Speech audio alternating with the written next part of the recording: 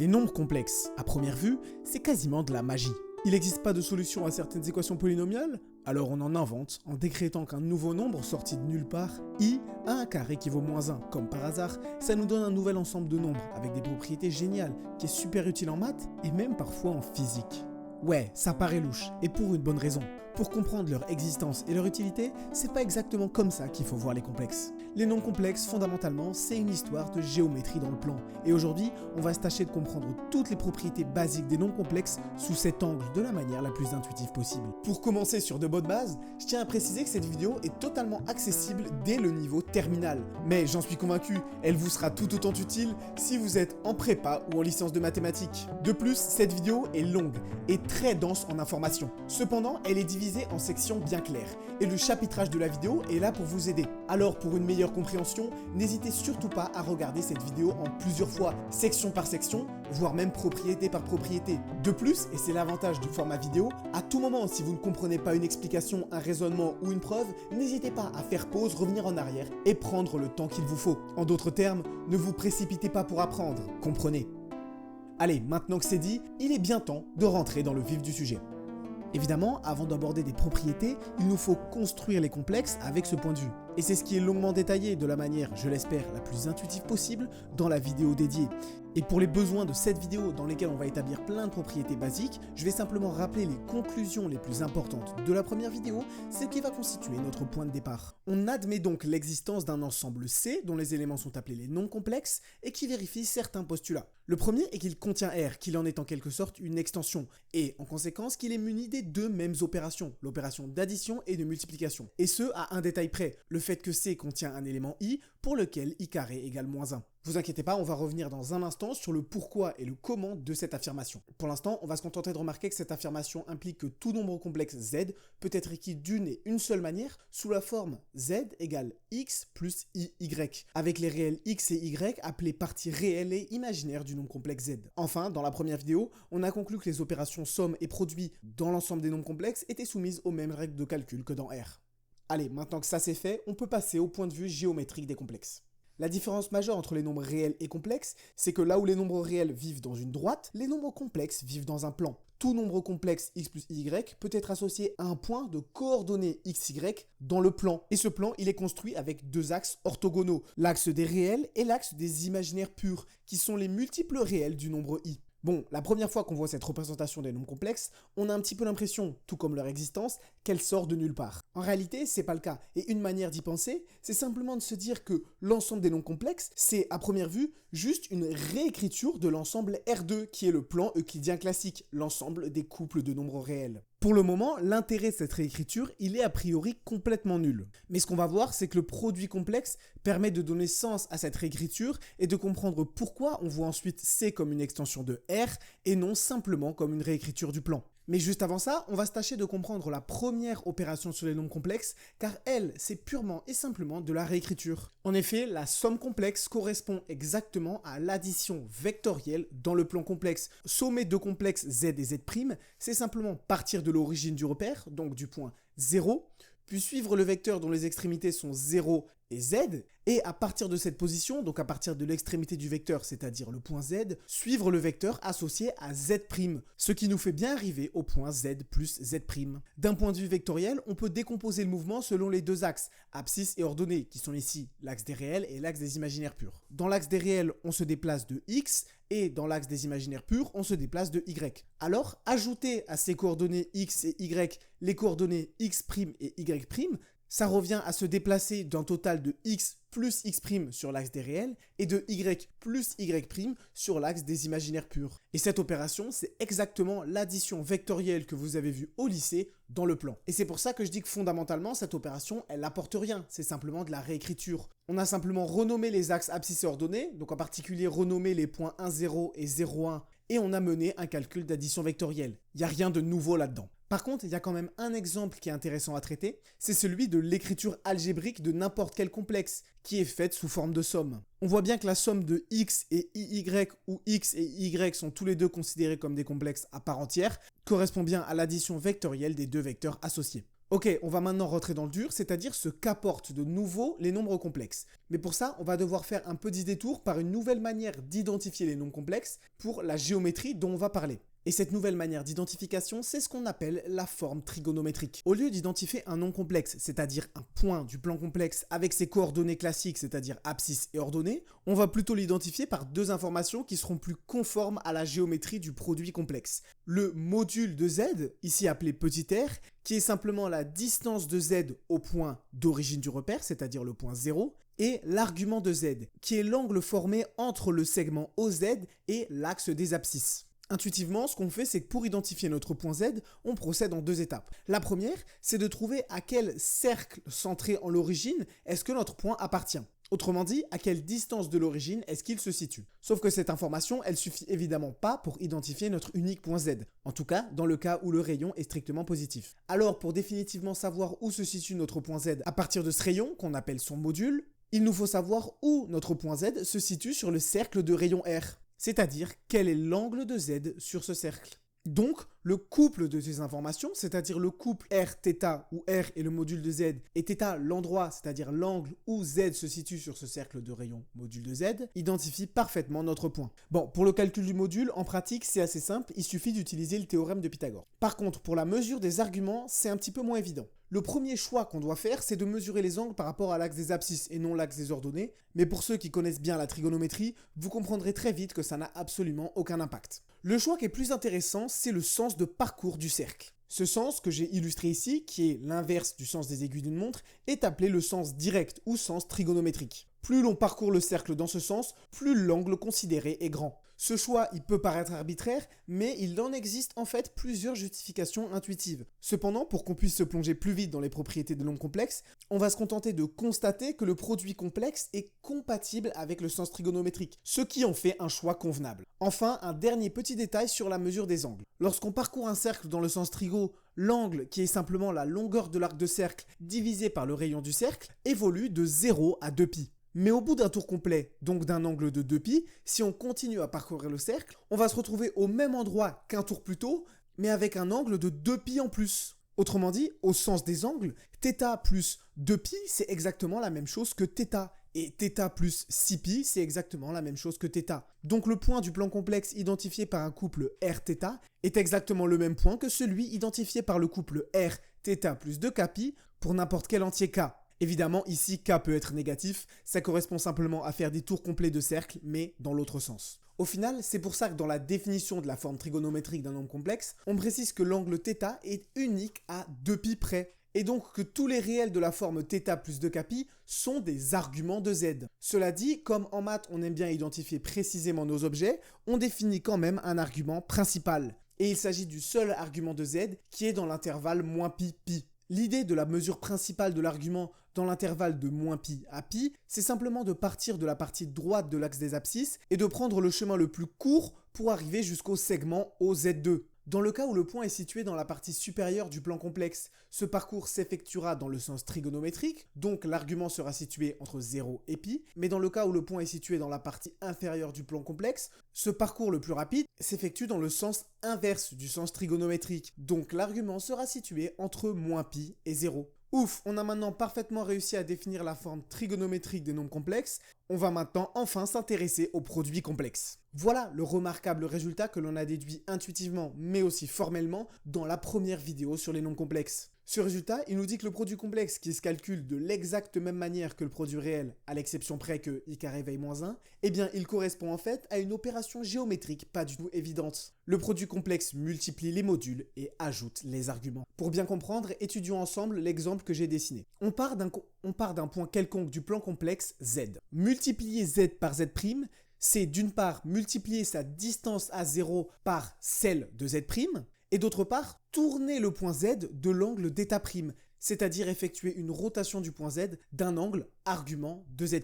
Et on dit que cette transformation, elle a deux effets bien distincts. D'une part, une homothétie et de l'autre, une rotation. On va donc isoler les deux effets pour mieux comprendre. Pour isoler l'effet d'homothétie, plaçons-nous d'abord dans le cas où la multiplication par Z' n'entraîne aucune rotation, c'est-à-dire dans le cas où l'argument de Z' est 0. Dans ce cas, Z' effectue un angle de 0 avec l'axe des abscisses dans le sens trigonométrique, donc est situé dans la partie du plan complexe qui correspond au réel positif. Alors, multiplier Z par Z' ne modifiera pas son argument. Par contre, il va multiplier son module par celui de Z'. Ici, le module de Z' étant 1,5, le point ZZ' termine donc sur la droite OZ, mais à une distance plus rapprochée de l'origine que le point Z. Pour isoler l'effet de rotation, on se place maintenant dans le cas où la multiplication par Z' n'entraîne aucune homothétie, c'est-à-dire en pratique, dans le cas où le module de Z' est égal à 1. Alors, le point ZZ' est simplement le point Z qu'on a fait tourner de l'angle θ2. Donc, un point qui a pour module de Z et qui a pour argument θ1 plus θ2. Encore une fois, il y a un petit détail de trigo ici. L'argument principal de ZZ', c'est pas forcément θ1 plus θ2. Ici, on le voit, ici, Z et Z' sont situés tous les deux dans la partie supérieure du plan complexe, mais par l'ajout d'arguments, ZZ' est situé dans la partie inférieure du plan complexe. Donc, son argument principal est en fait négatif, donc ne se mesure pas dans le sens que je l'ai dessiné. Mais en vérité, ce qui compte, c'est pas exactement l'égalité des arguments, c'est l'égalité à 2π près, c'est-à-dire l'égalité modulo 2π, l'expression qui est écrite au-dessus. On comprend donc bien maintenant l'action du produit complexe. Cela dit, on l'a vu que d'un seul point de vue. Ici, j'ai interprété ZZ' comme partir de Z, puis multiplier par le module de Z' et tourner de l'argument de Z'.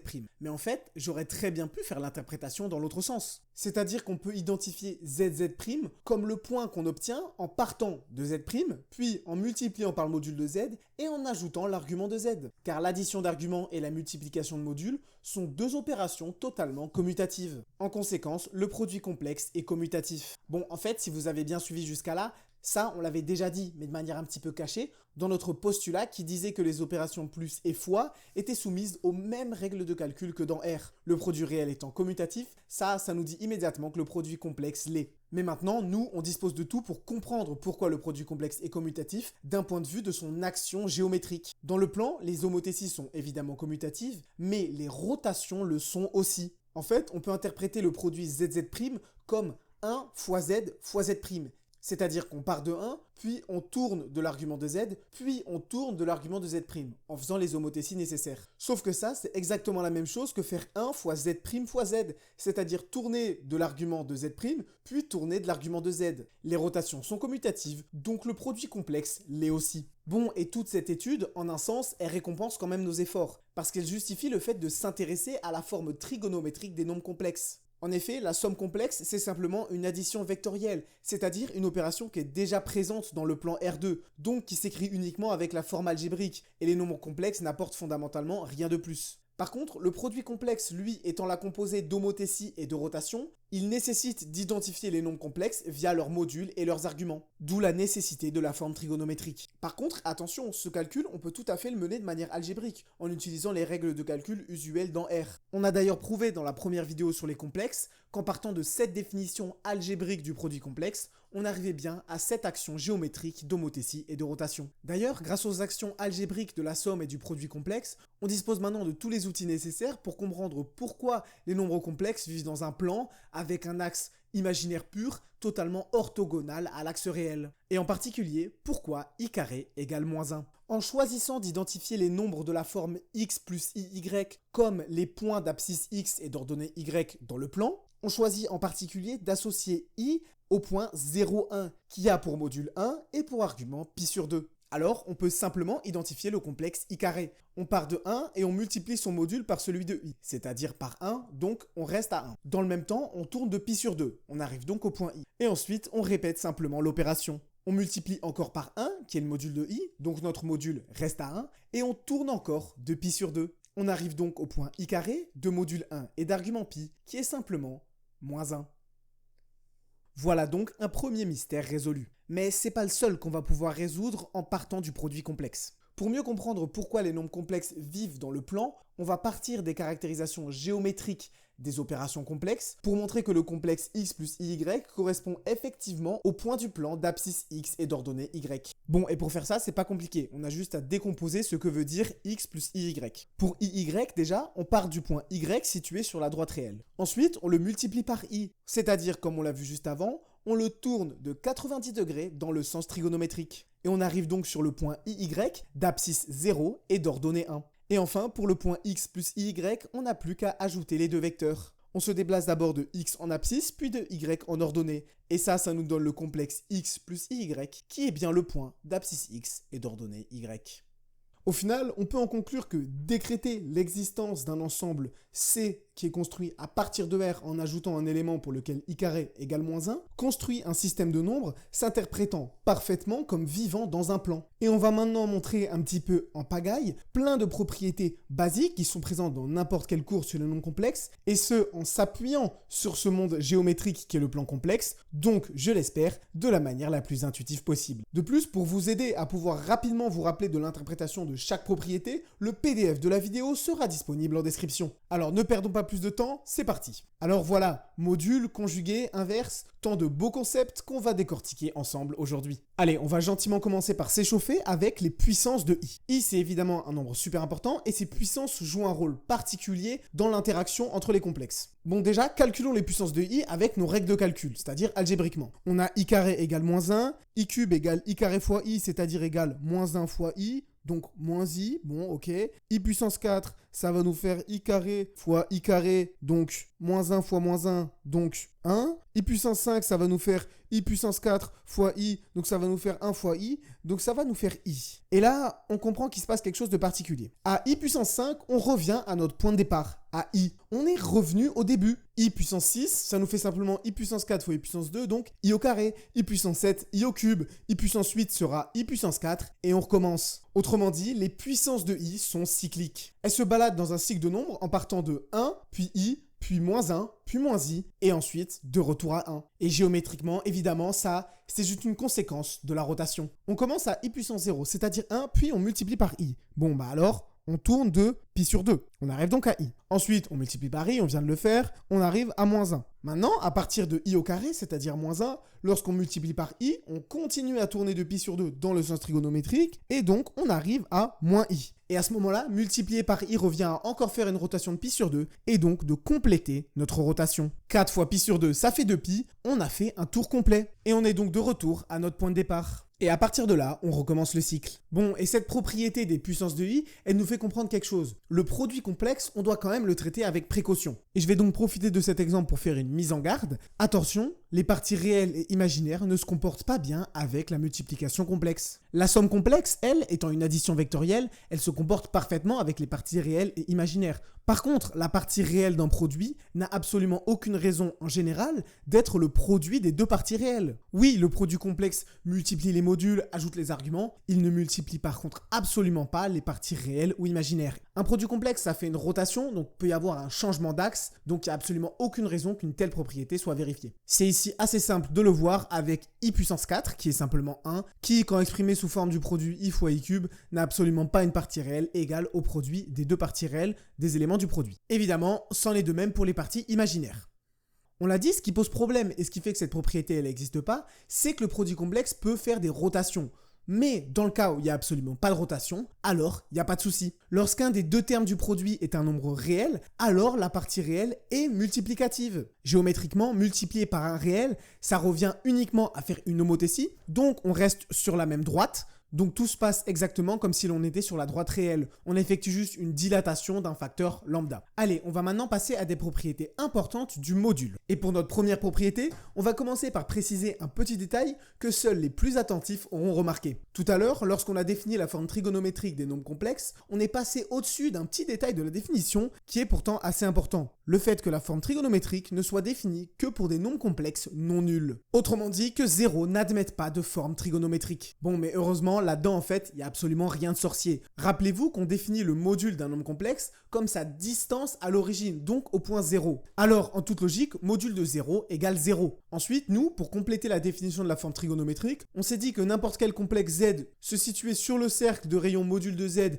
est centré en 0, mais que pour identifier parfaitement son emplacement, il nous faut savoir où se situe-t-il sur le cercle, donc à quel angle se situe-t-il. Mais cette discussion, si on considère comme non complexe l'origine justement, 0 est situé sur le cercle de centre 0 et de rayon 0, donc il est réduit à un seul point, qui est l'origine elle-même. Donc sur ce cercle, il n'est pas question d'angle, parce que n'importe quel angle nous donne le même point. Si on dit ça en termes de forme trigo, il n'y a qu'un seul nombre qui est de module 0, c'est 0. Et il n'existe donc pas du tout un unique couple module-argument pour le nombre 0. Vous pouvez donner n'importe quel argument à un nombre de modules 0, au final, on reste à 0. Et c'est pour ça donc qu'au sens où on a défini la forme trigonométrique, c'est-à-dire l'existence d'un unique couple module-argument avec l'argument à 2 pi près, eh bien 0 n'admet pas de forme trigonométrique. Et ça nous donne tout simplement la propriété suivante, qui est que module de z égale à 0, si et seulement si z est égal à 0. Cette propriété, comme ça, elle peut paraître anodine. Alors là, cette propriété, elle peut vous paraître anodine, mais elle prend une assez grande importance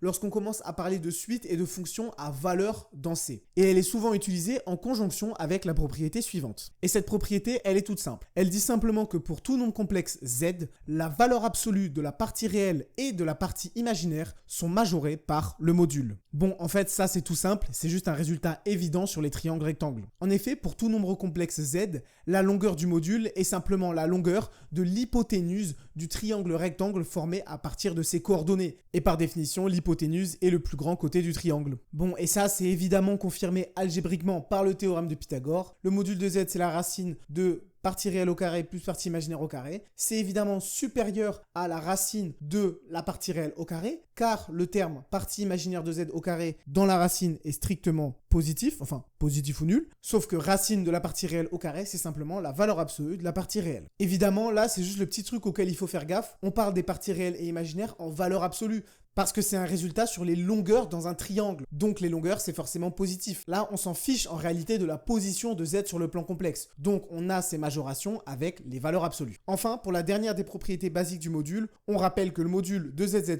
c'est le module de z fois le module de z'.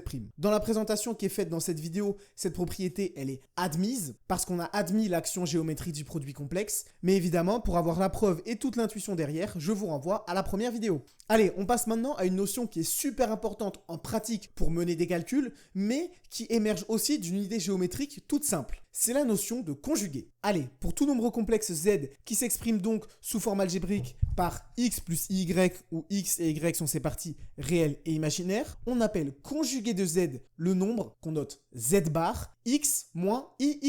On a donc une définition très simple. On prend la même partie réelle que z et par contre on oppose la partie imaginaire. Et géométriquement, comme j'ai dit juste avant, c'est tout aussi simple. Z bar, le conjugué de z, est simplement le symétrique de z par rapport à l'axe des réels. Même abscisse et ordonnée opposée, on passe simplement de l'autre côté sur l'axe des imaginaires purs et l'axe des réels y étant orthogonal, c'est exactement une symétrie par rapport à l'axe des réels. Et d'ailleurs, pour que ça soit valide, il n'y a pas du tout besoin que la partie imaginaire de z soit à l'origine positive. Quand on prend l'opposé de la partie imaginaire de z1 qui ici est négative, on obtient simplement une partie imaginaire positive, c'est bien le symétrique par rapport à l'axe des réels. Bon, ok, c'est bien, on a donné un nom spécial au symétrique de z par rapport à l'axe des réels, mais pour le moment, on voit pas bien à quoi ça peut servir. Eh bien, on va voir ça dans un instant avec une relation fondamentale, mais juste avant, on a besoin d'établir quelques petites propriétés qui sont globalement évidentes, ne vous inquiétez pas. La première, qui est toute simple, elle nous dit simplement que le conjugué du conjugué nous redonne le nombre original. Et géométriquement, ça, c'est tout à fait logique. Prendre le conjugué du conjugué, c'est simplement faire la symétrie par rapport à l'axe des réels, puis refaire la symétrie par rapport à l'axe des réels. Et on retombe donc évidemment à notre point de départ. Algébriquement, c'est tout aussi simple. Prendre le conjugué du conjugué, c'est simplement prendre l'opposé de la partie imaginaire. Ça revient à ne rien faire. Allez, deuxième petite propriété facile, le conjugué conserve le module, c'est-à-dire le module du conjugué de z et le module de z. Géométriquement, le module de z, c'est la distance de z à 0, et quand on prend le symétrique de z par rapport à l'axe des réels, sachant que l'origine est contenue dans l'axe des réels, eh bien on ne change absolument pas cette distance, donc le module du conjugué de z est exactement le module de z. La preuve algébrique, elle aussi, est évidente, parce que du point de vue du module, donc du point de vue du théorème de Pythagore, opposer la partie imaginaire, ça n'a absolument aucun effet, car on prend son carré pour calculer le module. Pour faire simple, le module c'est une distance à 0, donc une valeur positive, donc du point de vue du module, la moitié supérieure du plan complexe est exactement la même chose que la moitié inférieure du plan complexe. Prendre des symétriques entre les deux, ça change absolument rien. Allez, juste avant de passer à la relation fondamentale que je vous ai promis, on va juste étudier le comportement du conjugué avec les deux opérations définies sur les complexes. Déjà, pour la somme, j'ai le plaisir de vous annoncer que tout se passe bien. Le conjugué de la somme, c'est la somme des conjugués. Ça, géométriquement, c'est un petit peu comme le module. En fait, l'addition vectorielle ne fait absolument pas la distinction de la moitié du plan complexe dans laquelle on se situe. On s'en fiche complètement. Pour être plus précis, l'addition vectorielle, c'est une opération de translation, si on veut de déplacement. Et prendre le conjugué, c'est passer dans un miroir, le miroir de l'axe des réels. Prendre le conjugué de z plus z', c'est d'abord faire ce déplacement, donc se déplacer à partir de l'origine vers z, puis se déplacer de z', et donc arriver à la somme, puis passer dans le miroir. De l'autre côté, faire la somme des conjugués de z et z', c'est procéder dans l'autre sens. D'abord, on passe dans le miroir des deux côtés, c'est-à-dire on passe z et z' dans le miroir. Puis, on fait le déplacement en étant entièrement dans le miroir. On fait le déplacement miroir de z, puis le déplacement miroir de z'. Et en le disant, on comprend bien que ces deux opérations, c'est exactement la même chose. Je vais être plus précis dans mon analogie du miroir. Prendre le conjugué de z plus z'. C'est partir de 0, qui est un point du miroir, car 0 appartient à l'axe des réels. Aller à z, devant le miroir, puis aller à z plus z' en se déplaçant de z', et enfin, regarder où on se trouve de l'autre côté du miroir. Ça, c'est le conjugué de z plus z'. De l'autre côté de l'égalité, faire la somme du conjugué de z et du conjugué de z bar, c'est partir de 0, du centre du miroir, regarder directement derrière le miroir, donc faire le déplacement miroir de z, puis faire le déplacement miroir de z'. En faisant ça, on arrive évidemment au même point. L'ordre de ce qu'on considère comme deux opérations que sont la somme et le passage dans le miroir n'a pas d'importance. Algébriquement, la preuve pose absolument pas de difficulté. Algébriquement, la preuve ne pose aucune difficulté, vu qu'elle s'appuie sur cette idée. Prendre l'opposé de la partie imaginaire, c'est pareil si on le fait avant ou après la somme. Bon, là vous vous dites peut-être que j'en fais beaucoup avec cette propriété et que l'analogie du miroir, il n'y a pas besoin de la pousser aussi loin. Mais si j'insiste autant, c'est parce que cette analogie va encore nous être utile, et ce pour étudier le comportement du conjugué avec le produit complexe. Et pour ça, on va avoir besoin de la forme trigonométrique du conjugué, qui en elle-même est une propriété du conjugué. Évidemment, on a déjà eu un premier élément de réponse, le conjugué conserve le module. Par contre, pour les arguments, c'est pas le cas. On a que pour tout nombre complexe non nul, l'argument du conjugué de z est l'opposé de l'argument de z. Et ça, mis en commun avec le fait que le conjugué conserve le module, nous donne la forme trigonométrique du conjugué de z par rapport à la forme trigonométrique de z. Pour z qui correspond au point de module r et d'argument θ, le conjugué de z correspond au point de module r et d'argument moins θ. Et ça, c'est une propriété dont l'intuition est immédiate avec la définition des arguments. Tout d'abord, si on parle d'angle non orienté, c'est-à-dire d'angle absolu, il est alors évident que l'angle formé par z et l'axe des abscisses est le même que l'angle formé par le symétrique de z par rapport à l'axe des abscisses et l'axe des abscisses. Cependant, nous, on mesure les arguments principaux de manière positive et croissante dans le sens trigonométrique, donc pour la moitié supérieure du plan complexe, et dans un sens négatif et décroissant pour la moitié inférieure du plan complexe, dans le sens inverse du sens trigonométrique. Et cette méthode de mesure, elle entraîne immédiatement qu'un même angle absolu, mais de part et d'autre de l'axe des abscisses, l'un dans la moitié inférieure et l'un dans la moitié supérieure, ont des mesures strictement opposées. Et on en déduit donc qu'au sens des arguments principaux, l'argument de z bar et moins l'argument de z.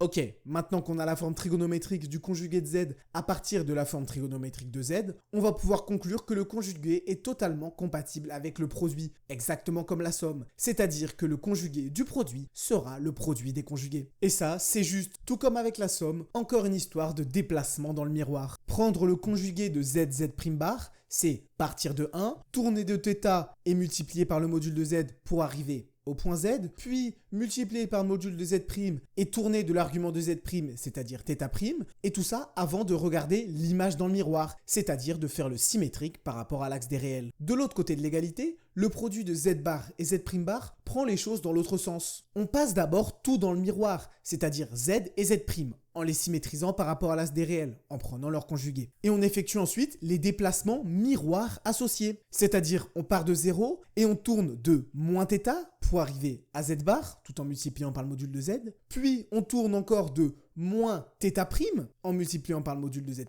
et on arrive donc finalement au produit des deux conjugués. Et en suivant la même logique que pour la somme, ces deux méthodes a priori différentes arrivent au même point. Qu'importe si on passe dans le miroir avant ou après nos déplacements. La seule différence ici, c'est que les déplacements considérés, c'est plus des translations, mais des homothéties et des rotations. Mais ça ne change rien. Au final, l'intuition géométrique de cette propriété est totalement analogue à l'intuition géométrique de la propriété sur la somme, en remplaçant simplement les parties imaginaires opposées par les angles opposés. Et c'en est de même pour la preuve, qui s'écrit tout naturellement avec la forme trigonométrique. Ici, c'est naturel d'avoir l'idée d'utiliser la forme trigonométrique pour la preuve, car elle est adaptée à la géométrie du produit, contrairement à la propriété sur la somme, où la forme algébrique était plus conforme à la géométrie de la propriété. Par contre, même si c'est moins conforme à la géométrie et donc plus fastidieux, une preuve avec la forme algébrique est tout à fait possible, les formes trigonométriques et algébriques étant dans le fond deux manières de regarder les mêmes objets. Ouf, ça y est, on a bien travaillé, on a maintenant tout compris au conjugué. Par contre, on sait toujours pas à quoi ça sert. Eh bien, c'est maintenant que l'on va découvrir cette utilité, et ce via la relation fondamentale entre un nombre complexe et son conjugué. Relation qui va nous ouvrir à tout un nouveau type de calcul sur les complexes via la notion d'inverse. Et cette relation, c'est la suivante. Pour tout nombre complexe z, z fois z bar est égal au carré du module de z.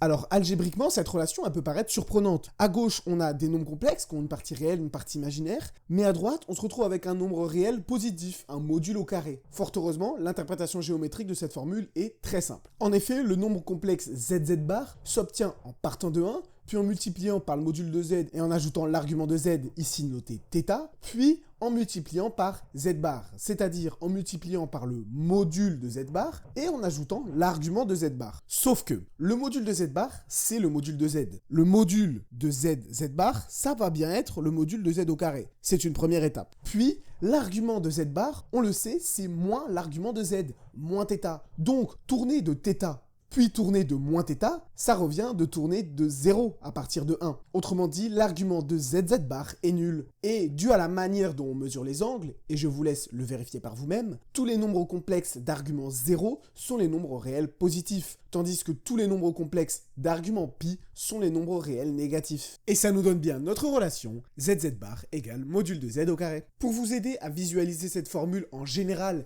et non uniquement dans l'exemple que j'ai dessiné, n'hésitez pas à le faire pour des nombres complexes dans chacun des cadrans du plan complexe. La preuve, elle est bien sûr évidente lorsqu'on écrit z et z bar en forme trigonométrique, mais elle est aussi intéressante en forme algébrique. En effet, je trouve ça assez beau de voir que développer le produit zz bar sous forme algébrique avec les règles de calcul classiques donne immédiatement le résultat.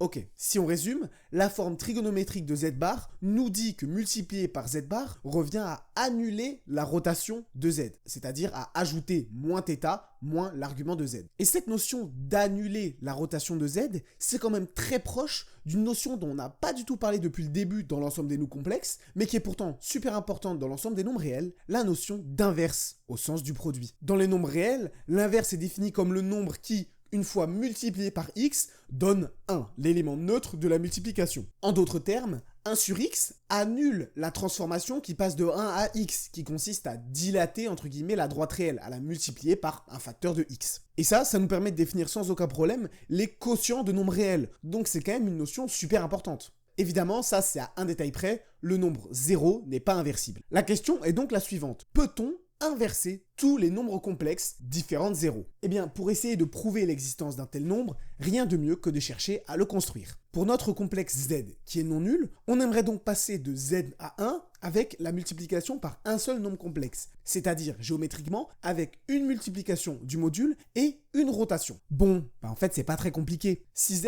est d'argument θ, je le rappelle, mesuré à partir de l'axe des abscisses, pour revenir à l'argument de 1, c'est-à-dire 0, il faut faire une rotation de moins θ. Et pour le module, c'est pas bien compliqué, on a simplement à appliquer le même principe que l'inverse dans R. Pour passer de module de z à 1, on doit multiplier par 1 sur module de z. On est sur les nombres réels, il n'y a aucun problème là-dessus. Par contre, ici, la condition d'inversibilité des réels réapparaît, c'est-à-dire que le module de z ne peut pas être nul. Mais comme on l'a vu précédemment, le seul complexe avec un module nul, c'est 0. Donc au final, tout nombre complexe z non nul admet un inverse, et c'est l'unique nombre qui a pour forme trigonométrique 1 sur module de z et moins argument de z. Il y a donc existence et unicité de l'inverse pour tous les nombres complexes non nuls. Alors c'est super, ça y est, on peut faire tous les calculs qu'on veut dans les complexes, on n'a plus aucun problème. Par exemple, si on veut calculer l'inverse de 3 plus i, rien de plus simple. C'est simplement le nombre qui a pour module 1 sur module de 3 plus i, et pour argument, moins argument de 3 plus i. Je veux dire, c'est pas très compliqué. Ouais, sauf que l'argument de 3 plus i, c'est pas évident à calculer. On l'a vu au début de la vidéo. Pour le calculer, il faut faire de la trigonométrie, c'est compliqué, il faut prendre en compte les 4 cadrans.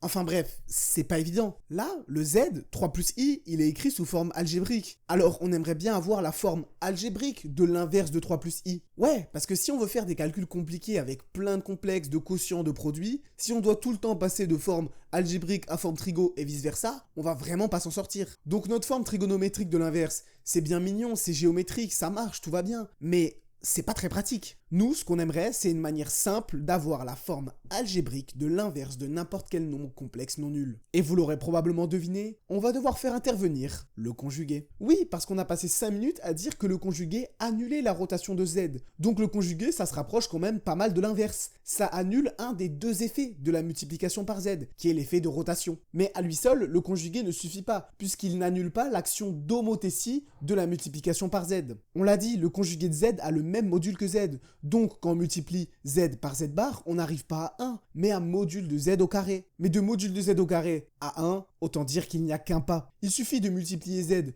non pas par son conjugué, mais par son conjugué divisé par module de z au carré. Au final, le résultat était sous nos yeux. Il suffisait de diviser la relation fondamentale par module de z au carré pour obtenir l'expression de l'inverse de z. Et évidemment, ce calcul est parfaitement compatible avec la forme trigonométrique de l'inverse. Étant donné que 1 sur module de z au carré est un nombre réel, multiplier z bar par ce nombre multiplie simplement son module par ce nombre. Autrement dit, le module de z bar sur module de z au carré, c'est simplement le module de z bar fois 1 sur le module de z au carré, soit module de z sur module de z au carré, donc 1 sur module de z. D'autre part, l'argument de z bar sur module de z au carré, c'est simplement l'argument de z bar, car on multiplie simplement z bar par un facteur réel, donc on reste sur la même droite, l'argument ne change pas. Ici, ce qu'on fait, c'est qu'on utilise simplement les propriétés du produit complexe dans le cas particulier où l'un des deux facteurs du produit est réel.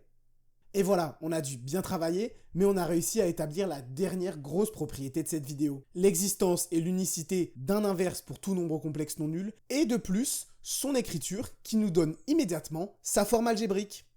Et oui, car, j'insiste, l'expression de l'inverse avec le conjugué permet de nous donner la forme algébrique, car le conjugué est tout d'abord défini par sa forme algébrique. C'en est évidemment de même pour le module, donc on en déduit immédiatement les parties réelles et imaginaires de l'inverse de n'importe quel nombre complexe non nul. Et elle est là, l'utilité du conjugué.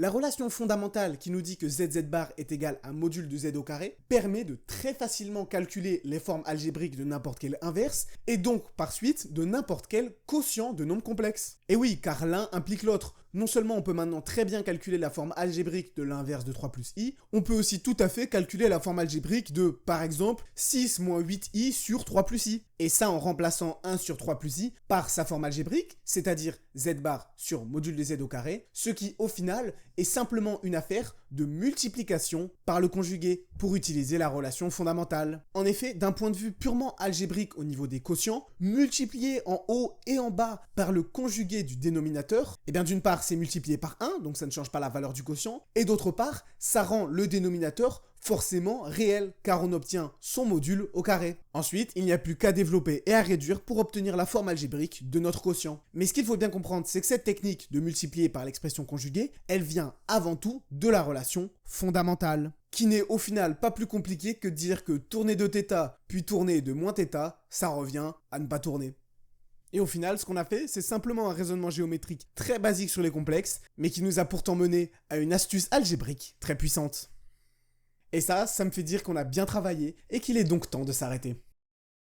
Alors vous qui êtes là et qui avez regardé cette vidéo jusqu'au bout, peut-être en plusieurs fois, mais c'est tout à votre honneur, je peux quand même pas vous laisser partir sans une petite récompense. Et cette récompense, c'est un exercice à faire de votre côté. Mais je vous assure, c'est pas un cadeau empoisonné. Pour cet exercice, il suffit juste de prouver les 4 propriétés que je viens d'écrire. Mais vous inquiétez pas, elles sont très simples. Il n'y en a pas une qui prend plus d'une ligne. Par contre, ce qui est intéressant avec cet exercice, c'est qu'il vous fera pratiquer le raisonnement géométrique que l'on a déroulé tout au long de la vidéo. Pour chaque propriété, vous devez avoir non seulement une interprétation algébrique de la propriété, mais aussi et surtout géométrique. géométriques. Alors n'hésitez pas à faire cet exercice en attendant la prochaine partie, dans laquelle on haussera un petit peu le niveau et on fera un petit peu plus de vraie géométrie. Inégalité triangulaire complexe généralisée, interprétation géométrique de quantité z-a sur z-b, ou encore description de lieux géométriques à l'aide des nombres complexes, comme les cercles, les triangles ou plus. On verra tout ça la prochaine fois. D'ici là, si la vidéo vous a plu et vous a aidé dans votre quête d'intuition mathématique, n'oubliez pas de la récompenser par un like ou un abonnement,